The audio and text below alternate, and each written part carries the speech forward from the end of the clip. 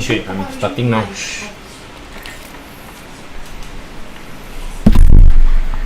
Alright, what's up everyone? So we are live. Just wanted to start the week with a very important message.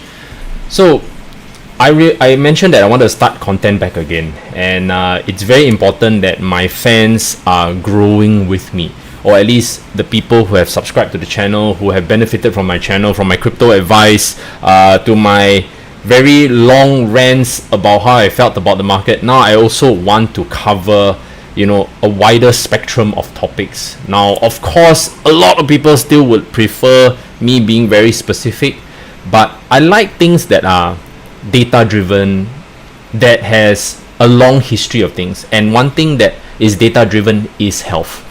So the past 6 years, right, have been a roller coaster ride, from emotional, physical, spiritual. I've made and lost friends. I've made friends that are now very good friends, who are my best friends, longer lasting relationships. These are things that I feel that are valuable as well, and I want to share them with you. So this was literally me, guys, last year, to be very specific, 2022. Okay, 2022, this was me on the left, and now this is me on the right. Now, how did I change my whole psyche from same mind, body and spirit? How did I change it so quickly? Because firstly, I really felt that I wanted to make a very big improvement in my life. I wasn't going anywhere with the channel.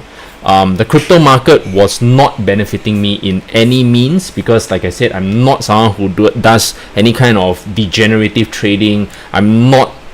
And I do not encourage leverage.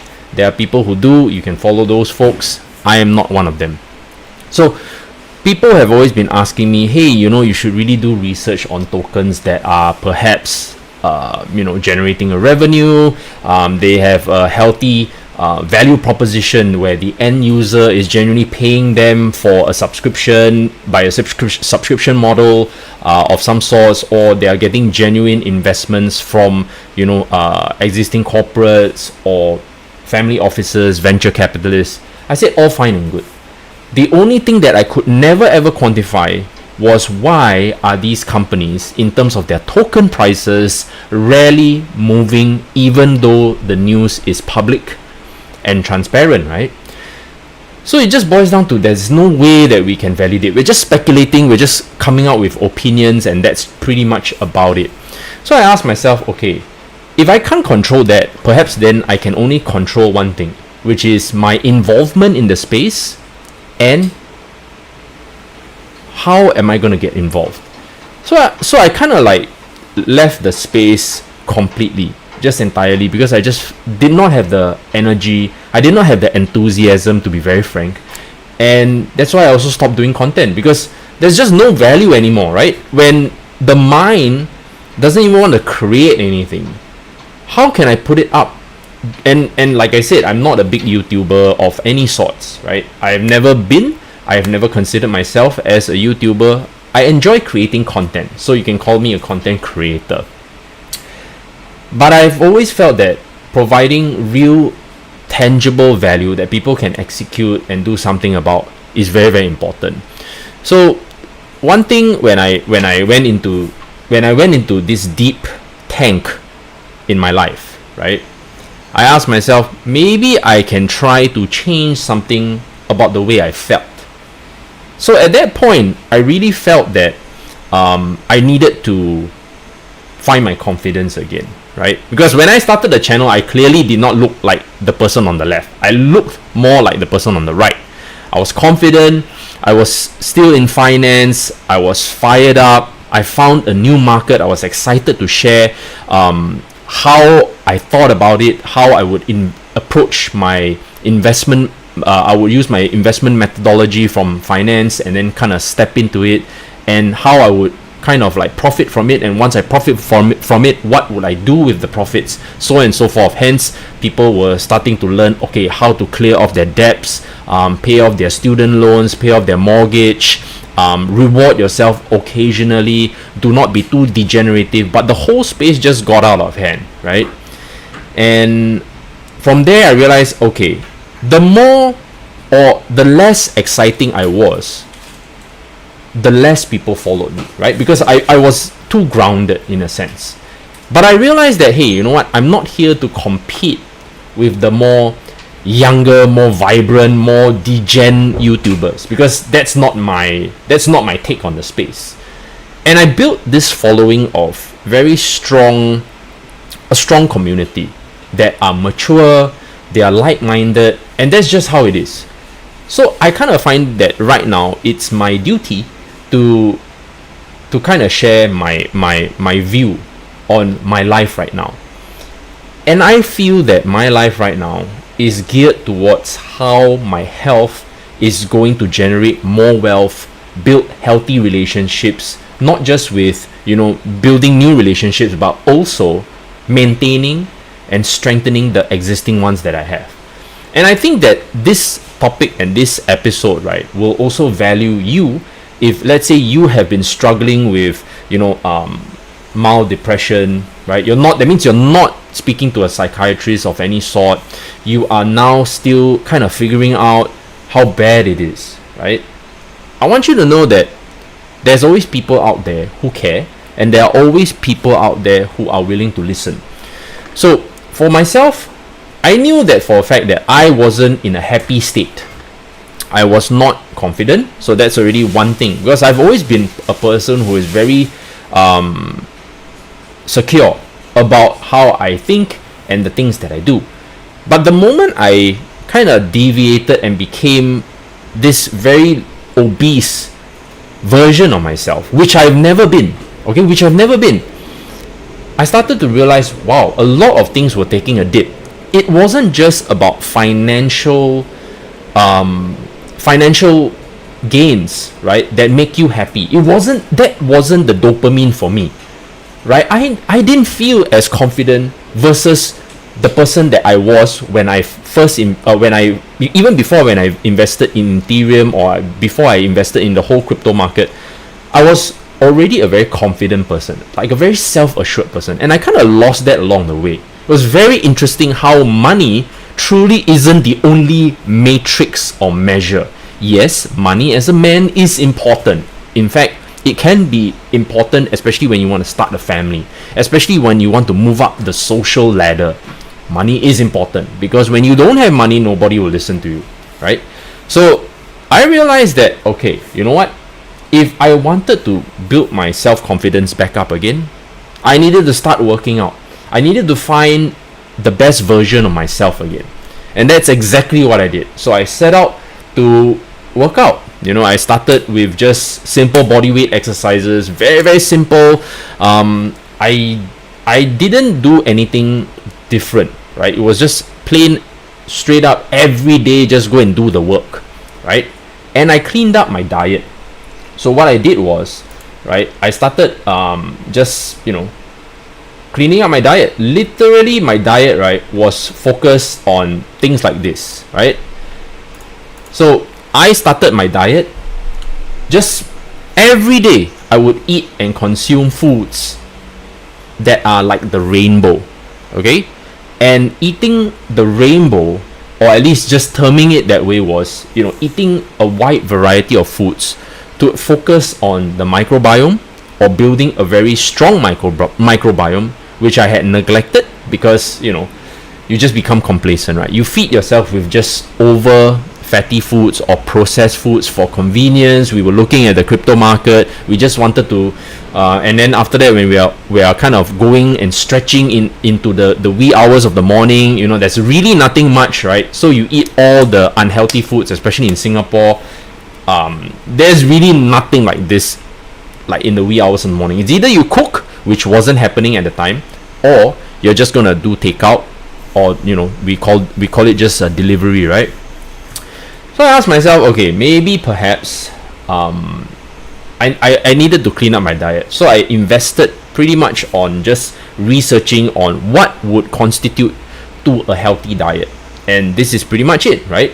You have a full range of things: grains, lentils, vegetables, a good grass-fed meat, good oils are so important, and a good mix of berries, bananas to fuel myself. This, guys, is my typical meal almost every day, and I alternate between grass-fed beef. Of course, I have organic chicken. Very occasionally, I have very occasionally I have chicken, and then most of the time I'll alternate between fatty fish, which is omega-3, right? I had to change the whole diet, like literally, to improve my health as well, so that I could get the most optimal results in the shortest amount of time. That's pretty much it, right? So sometimes fundamentally, right, this is proven. Now I know that there are a lot of fad diets, right? And fad diets, I wouldn't say that they are fad diets, because I realize that there are people who are, for example, have irritable bowel syndrome, right?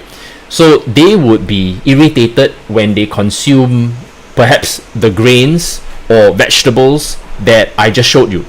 So initially, right, I started everything as the carnivore diet. I wasn't a pure carnivore. I was more on keto. So I had very little to no carbohydrates. I think less than 50 grams per day, because I was trying to rush the process, right? That's me being me, right? I always like to rush the process. And that was something that I think I could have done better, and I've since tweaked it. So what I kind of did was, I was eating good quality meat with a high amount of vegetables, but I was not able to pass motion. I was just not able to pass motion. I was, I was not having great bowels. Okay, the bowel movement was just weird. It was odd, and I told myself, okay, perhaps I could tweak it, right, so that I could not feel this irritation in my stomach, right? I started changing it up. I started adding grains, right, that would also have carbohydrates. That way my workouts won't suffer. And then from then I realized, oh, okay, I'm starting to live better. I was able to sleep better. I wasn't sleeping very well when I was on the keto diet, right? So that's why I'm saying there are some people who swear by it, like saying, wow, keto is really the best, or carnivore is really the best, or pure vegan is really the best. There's no best until it's best for you. There's no such thing as best until it's best for you. Does that make sense? Because you want to be in the best possible shape. And yes, you may not be very equipped from a knowledge standpoint to figure out which one is the best. So I did a 3 months per diet till I tweaked it to the way I felt the best, right? So this is the current iteration of the diet. Now I'm building muscle, at the same time I'm losing body fat again. I was stuck, right? So let's say 6 months down the road, I dropped. Okay, so so let me give you the stats, right? So I was 90 over kilos with a BMI above 30, which is obese. I dropped it to about 72 kilos in about 6 months, right? That was from weight training, from doing a mix of long walks and the diet, which I'm showing you here. I was also intermittent fasting, which was either the 16-8. 16-8 is my favorite because I eat within an 8-hour window, which gives me more time for digestion, right? And I'm able to kind of manage my meals a bit better, right? Then, for a start, when I was on the keto diet, although I felt very alert because there's little to no carbohydrates, I wasn't sleeping optimally. So my deep sleep, my body was never really much in deep sleep, and my REM was probably all over the place. I've ever since bought a tracker, right? So because of this tracker, I'm now able to kind of monitor my health a little bit more, I am now focusing on also the way I am, my heartbeat, my heart rate, right, my heart variability. All these things I'm starting to monitor a little bit more conscientiously. So this is kind of like my focus at this point in time. The mental alertness is the part where I want to be better at, and also negotiations with people. I've always been kind of like very easily irritated, and I wanted to figure out why I was someone who was short-tempered and easily irritated. And I figured that, okay, because if I don't get what I want, I've always been like that. If I don't get what I want, I tend to be very annoyed, right, and frustrated. Because for me, it's easy for me to achieve the things that I want to achieve. But right now, I kind of put it upon myself that if I want other people to see those achievements and I don't find the ways to convince them, I get annoyed. So I realized that, okay, perhaps my approach for myself isn't the best for other people, because other people will have a different characteristic. They will think differently. They will not have the same level of discipline. They have a different time that they like to do things, or they have to have a certain mood, obviously, right? So when I kind of like deduced it, I'm like, okay, I can't be in this state. So while I'm doing my long walks, right, I listen to a lot of podcasts. So the podcast that I listen to is, for example, Diary of a CEO, Modern Wisdom, and Tom Bilyeu, right? These folks bring in the top minds, right, on the planet. I realized that most part, right, of these speakers are mostly American, British, some European, but very few are Asian.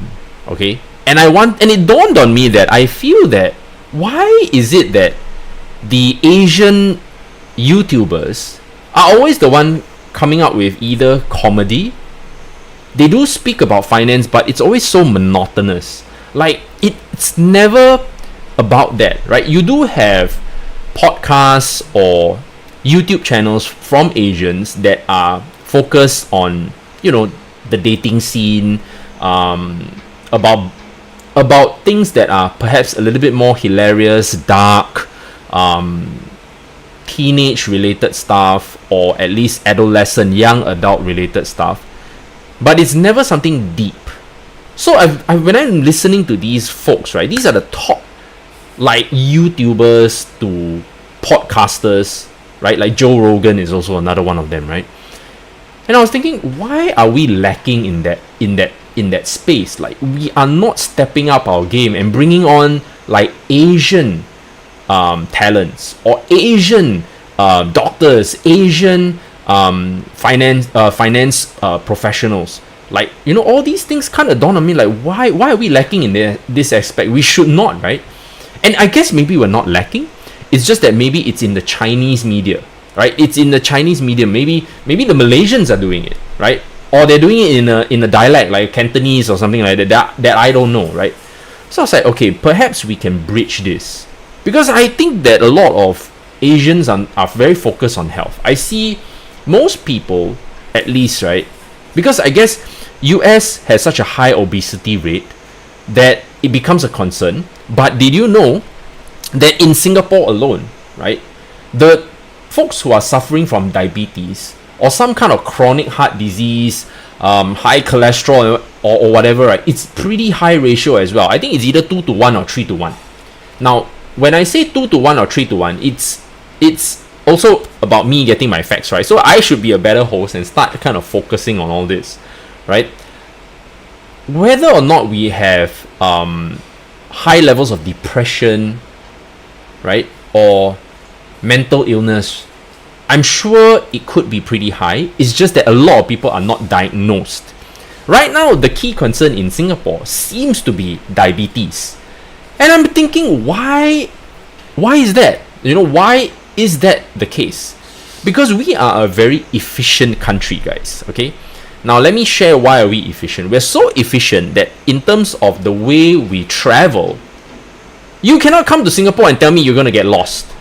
It is next to bloody impossible to get lost in Singapore unless you are clearly someone who has low intellect, that you do not know how to look at the sign. Because the moment you are lost, so-called if you are lost, you just find the nearest mass rapid transit or the MRT station. And the whole map we have stations that will take you to anywhere you need to go.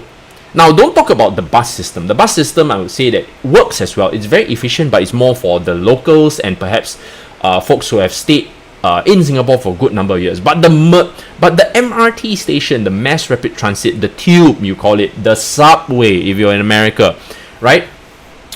The rail, okay, whatever you want to call it, right, works very efficiently. It's just like Japan, right? You can get anywhere in Japan with the Shinkansen or their version of the MRT as well.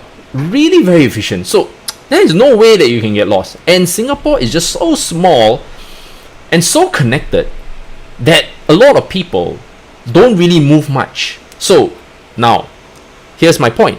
When you don't move much and you live you suddenly subconsciously have a very sedentary life. You have a very sedentary life, you move very little because you don't have to move much, guys, right? You get on the train, you're sitting down or at most standing, you get to the next destination, you walk a little bit to your office or your home. It's relaxed time already. It's Netflix, it's on your mobile phone, it's playing mobile games, you're just consuming content, and you'll be surprised at how much content one can be consuming, especially these days with TikTok, right? If you're still someone, I hardly use Facebook, guys. I really hardly do. I just post this and show my friends, right? It's really just my friends. But when it comes to public media, right, TikTok, I think still is pretty good. But I feel that when you want to listen to long form information, right, TikTok is really not there. They just enabled a 10-minute video button, right? It used to be 3 minutes, but now they increased it to 10 minutes. I think they obviously got more funding and they have more storage space to hold the videos these days. And I feel that the young are consuming content at such a rapid rate, right, that they are finding it very difficult to build long-lasting relationships. This is something that is a concern because I have very young children. The eldest has yet to have her first mobile phone. Okay, she's 11 this year, and like majority of her peers actually already have a mobile phone. But I have restricted her because she already has a certain form of either ADD or ADHD, right? And this is very common in quite a lot of kids these days because it's just the speed of the way they interact. They're just a little bit more hyper. At the same time, I had to control the sugar. So back to the part where I mentioned that I was very frustrated with not being able to control certain things, right? The dietary requirements and for my family, right? And I was thinking, okay, my younger one would always be sick. So she's sick most of the time. Firstly, she's only 6 years old, right? And being in preschool or we call it preschool, right? You are always with other kids as well, and their immune systems aren't the best. Now, when I think of myself as a parent, why is our immune system not great? Same thing, we don't eat widely, right? We are picky even though we're older, right? And then you have young children who are picky as well. But it also depends on what are they exposed to. If they are exposed to the kind of foods that we are exposed to, right? They mimic us. We are their role model. And if they don't eat, right, if we don't eat in a certain way, they don't eat in a certain way, right? And it boils down to us as adults to kind of teach them that. Same thing. When you watch a certain fitness influencer, you admire his physique or her physique, right? You admire the workout. But then you notice, right, they don't really show the full day of eating all the time.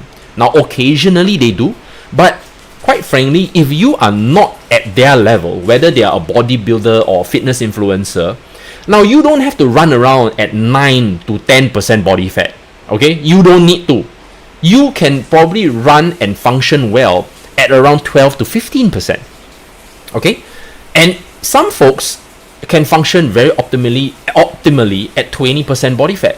Now, it really all depends on how you feel. You need to listen to your body. So my young one, right? She falls sick very often because her palate of consumption of food is very, very narrow. She loves bread, white bread. She loves sweet things. So she likes fruits, right? And I had to kind of change and negotiate with her, even impose and insist on changing the way she eats. She struggles at eating anything that is protein related. She likes beef. She likes the beef that I cook, but she struggles to eat anything else. Chicken, fish, pork, eggs also she struggles. Then when it comes to vegetables, she's slow, but she consumes it. It's frustrating, guys. It's very frustrating because it's someone you love. We gave birth to this child. We brought her into this earth. And if we don't do our best as parents to nurture this being, right, we blame ourselves.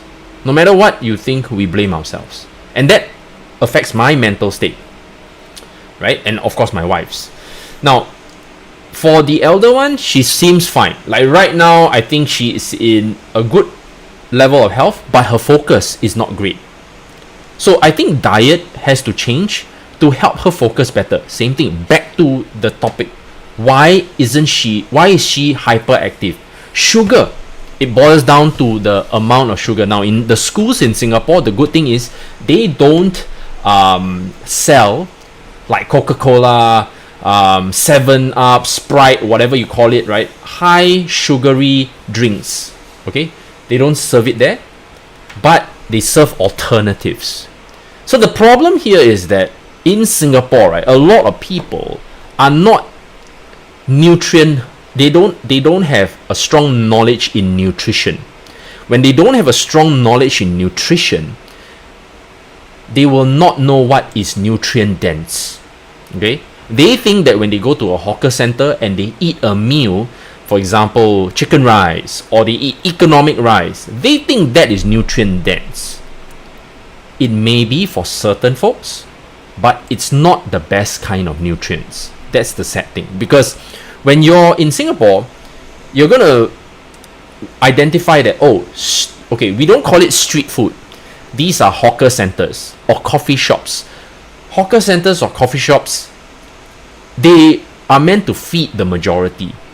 So the price range is anywhere from maybe $4-5 to about maximum $12 for a particular meal.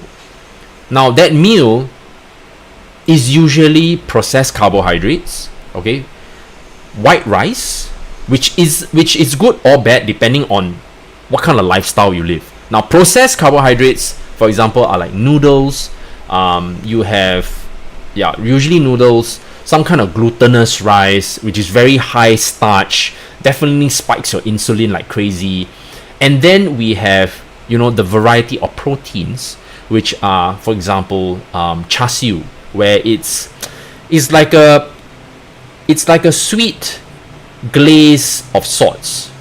It does have coloring because it turns out to be red, and there perhaps maybe isn't much preservatives, but end of the day, it's more on the sweet side. Then, of course, you have fried food, which is what people love and enjoy. This is kind of like what forms a good amount of the staples. Even there's this dish called yong tau fu, right? There are large part having a lot of fried, battered, related vegetables, okay? Because those are the yummy ones that add to the flavor, because the soup tends to be quite bland. I rarely come across a soup base that is very flavorful. And you also question whether how much monosodium glutamate is put inside, or MSG. I think MSG isn't that big of a deal when you think about it, because it's still just salt. But then if you suffer from high blood pressure, right, you also want to cut down on that. But let's just talk about the diabetes part and the sugary part.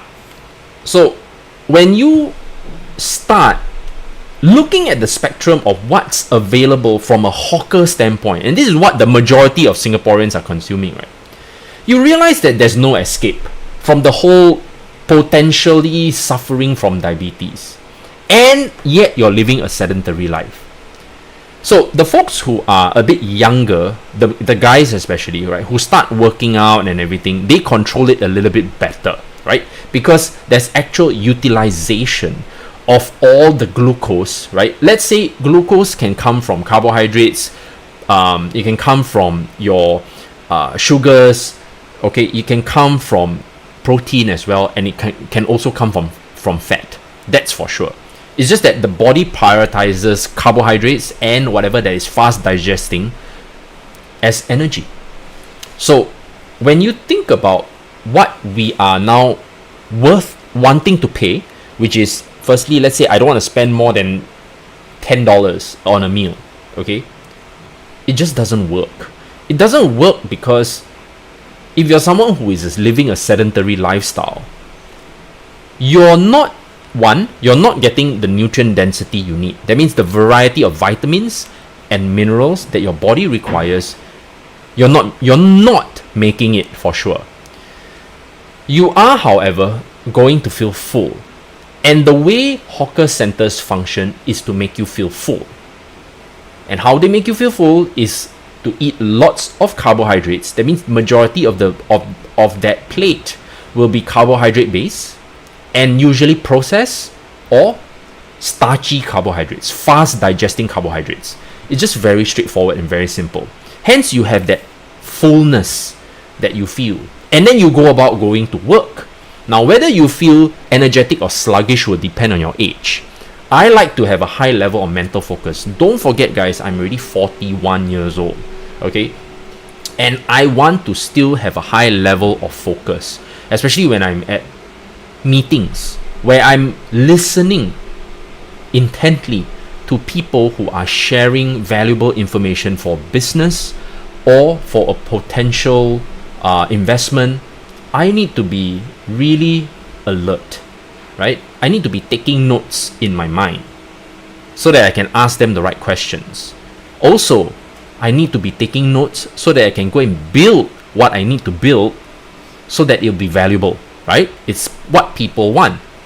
So it all boils down to all these very basic things. But you know, most folks live a very simple life. And since they live a very simple life, it's all about getting comfortable, feeling full, and after when you have such a heavy meal, you just come back home, you have a heavy meal, you go through your phone, have some fun on your phone, and then after you go to bed.